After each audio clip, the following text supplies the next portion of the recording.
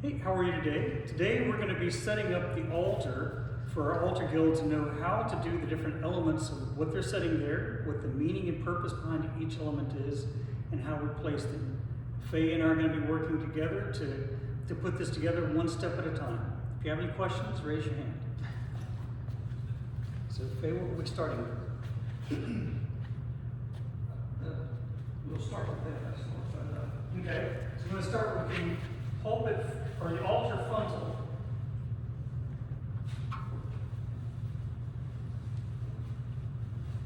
And the altar frontal varies according to season. This one is green for the season of Pentecost, the season of Epiphany. Important element is this nice metal rod here. No theological purpose, but it really helps it stay on the altar without falling on the ground. Okay? Okay, what do we put on next? Then we put The more protective cloth. yes, protective cloth. And this one, again, is no theological purpose to this one. It's more practical, just to help keep the altar frontal safe and protected from wine stains, especially. Okay. Then the fair linen. Fair linen. And do we have a front side and a back side of this one? Just the seam down. Seam down. Yes. Okay. Has the two crosses at the end that go center cross in the middle, and then two on the end. Okay. This is fair linen or altar cloth, and it's going to cover the full width of the altar. Okay. And the next one is our That would be, when we have communion, we put this down to protect the fair linen. well, the corporal is considered the body. Okay. And all the communion elements fit onto the body. Corporal is not just a military rank, it means the body. Okay. So all the elements of communion should be on the corporal. So the bread, the wine, etc. should all be sitting on the corporal for consecration. So, That'd be okay.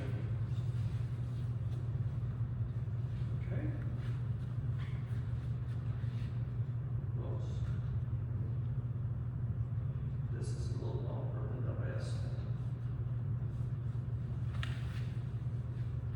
Okay. And now what do you typically put on next? The altar, the communion. Communion elements, okay. Yes. All right, let's get those and put them up here.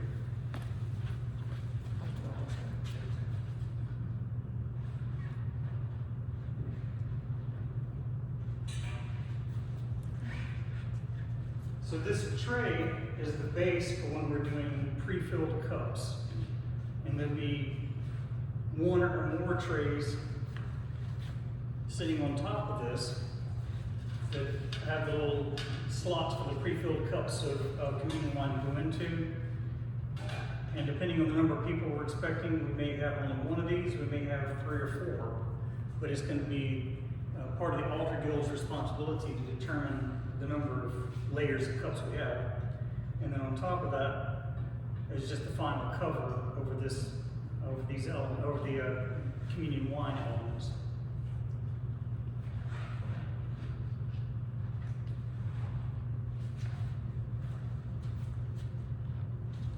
This is referred to as a ciborium. Inside it would be held an extra stash of communion wafers if we were to need that, especially if we're using something like bread. We may misjudge the amount of bread, or I may misjudge the amount that I'm breaking off, and we run out of the bread and still need to serve a few people. So we'd have the extra ciborium of wafers to be able to pass out. This is what the bread would be on. And this plate is referred to as a paten. This is what the bread would be placed on.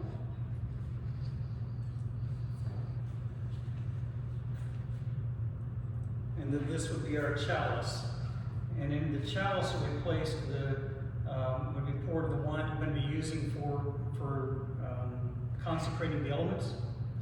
Typically on this there's a cross on one side, the cross should be facing towards the congregation. And on these, the crosses would be oriented so that the congregation can see them. And then we would have a pole on top of that.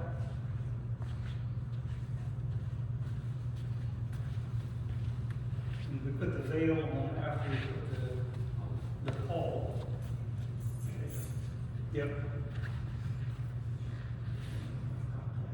That's okay.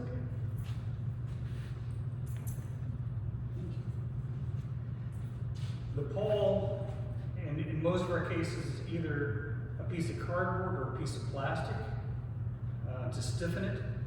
And then inside, that's placed inside of a fabric sleeve, usually with a cross on it of some kind.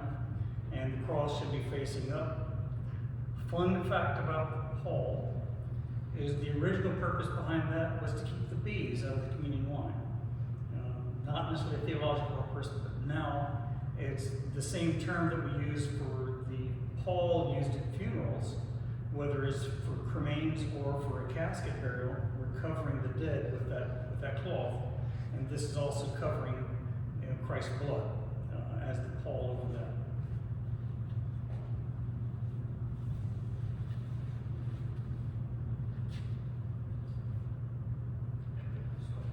Okay.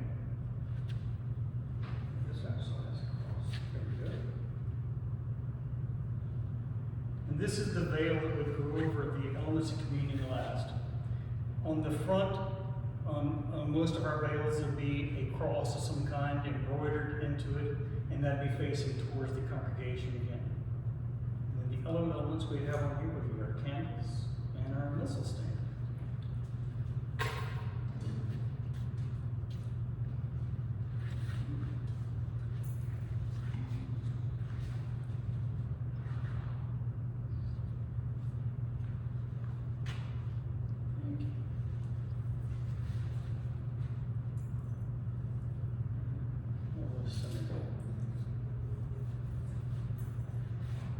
Placing the candles, a good best practice would probably be once you get them in place, because you're so close to it, you can't see their placement well. But stepping out into the aisle in the center of the nave area, you'd be able to see if you've got them more or less balanced on each side. Up here, everything looks close. It looks great. Out there, you can see a bit better. What are we missing? I think that's it. Any questions?